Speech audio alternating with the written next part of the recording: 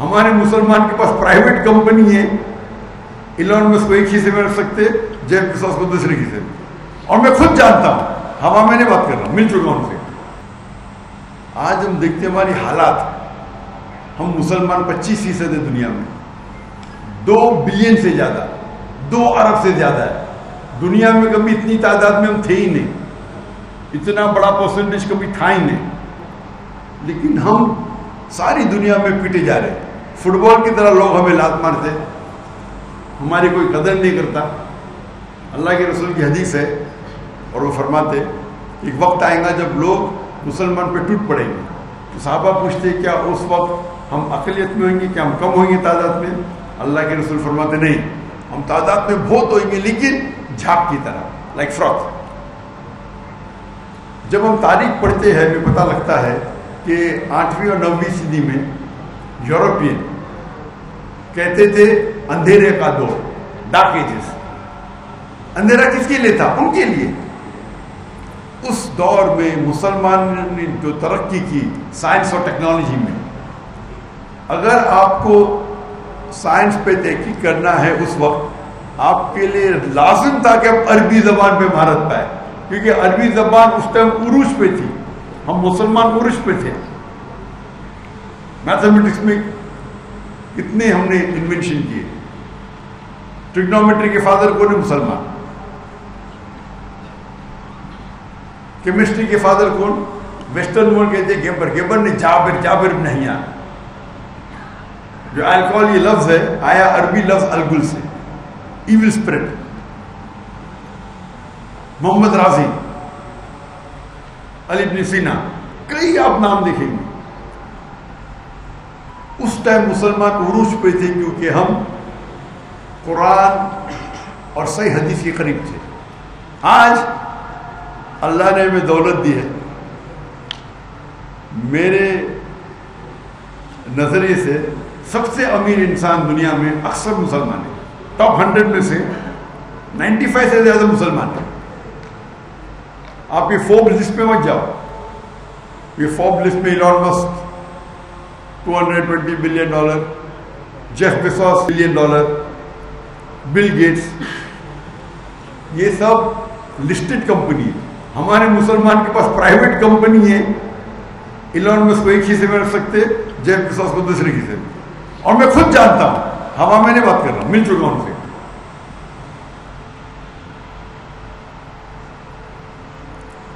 لیکن آج ہم اتنے کمزور ہیں. 1 سال سے زیادہ ہو چکا ہے غزہ پہ حملہ ہو رہا ہے اور کچھ نہیں کر سکتے صرف بات کے علاوہ. یہ حال ہمارے مسلمان کا ہے کیونکہ ہم قرآن اور حدیث سے دور ہو گئے. جب غیر مسلمان یہ نہیں دیکھتا ہے کہ میرے سامنے دیوبندی ہے کہ بریلوی ہے کہ اہل حدیث ہے، کیا شیعہ ہے کہ سنی، مسلمان ہے تو پیٹو. ہم اگر ایک ہو جائیں گے ہم اسٹرانگ فورس ہوئیں گے. میں یہ نہیں کہہ رہا ہوں آپ سے کہ آپ کی جو تحقیق ہے اس پہ اٹل رہیے، قرآن اور صحیح حدیث کی دعوت دیجیے. ہم جب دیکھتے ہیں یہ دیگر مسلک ہے، اس میں 95% یکسانیت ہے، اور جو اختلاف ہے وہ 2%، 3%، 4%، میکسیمم 5%. اور یہ اختلاف بھی جو ہے اکثر افضلیت پہ ہے، حرام حلال پہ بہت کم ہے. جیسے کہ میرا بیٹا کہہ رہا تھا نماز پڑھنے پہ زور دو، رفع دین کرنا چاہیے نہیں کرنا چاہیے آپ تحقیق کرو. آپ کو لگتا ہے رفع دین کرنا چاہیے کرو، دوسرا مسلمان نہیں کرتا ہے، سب مانتے ہیں کہ آپ کی نماز قبول ہوئی. اگر ہم یہ کہیں گے کہ میں ہمیشہ کہتا ہوں میں بھی صحیح ہوں، لیکن اکثر مسلمان کہتے ہیں میں ہی صحیح ہوں. جب غیر مسلم کی بات آتی ہے تو میں ہمیشہ کہتا ہوں اسلام ہی صحیح ہے، اس میں کوئی دو رائے نہیں. تو مسلمان بات کرتے میں کہتا ہوں میں بھی صحیح ہوں، تم بھی مسلم میں بھی مسلم. اختلاف ہے افضل کیا چیز ہے. اور افضل کے لیے اگر فتنہ پیدا کریں گے تو قرآن میں لکھا ہے فتنہ قتل سے زیادہ خراب ہے، گناہ کبیرہ، ہاں کہ نہیں؟ تو جو افضلیت پہ میں کبھی بھی نہیں کہتا کمپرومائز کرو. میں تو الحمدللہ آپ اکثر لوگ مجھے جانتے نہیں رہیں گے، جہاں تک کہ دین کا مسئلہ میں کمپرومائز کرتا ہی نہیں، چاہے منسٹر ہو، کوئی بھی ہو، پرائم منسٹر، پریزیڈنٹ، میں دین کے معاملے میں مستقبل بھی کمپرومائز نہیں کروں. وہ میرا عمل ہے.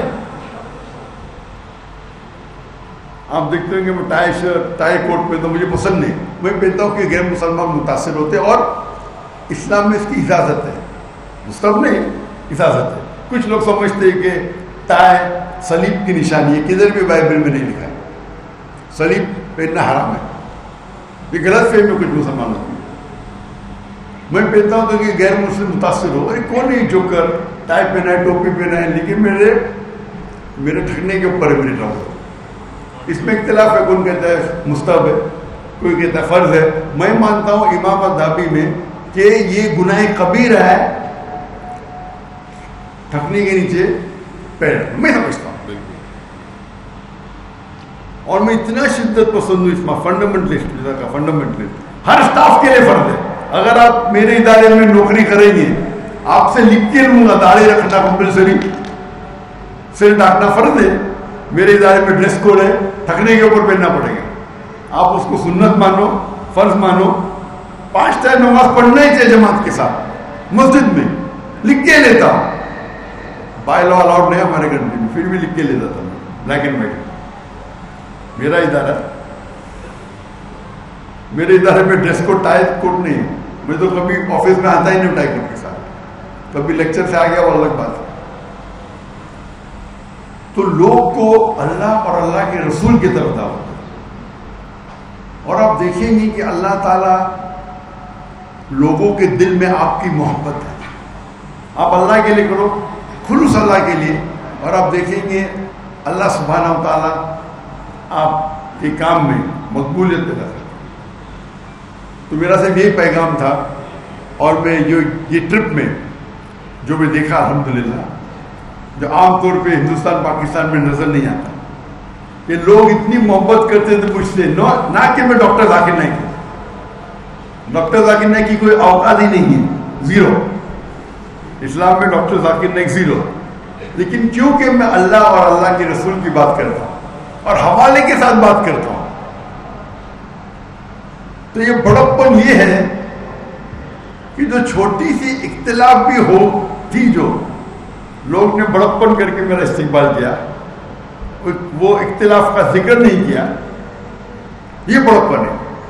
اور پاکستان ایک واحد ملک ہے جو اسلام کے نام پہ الگ ہوا.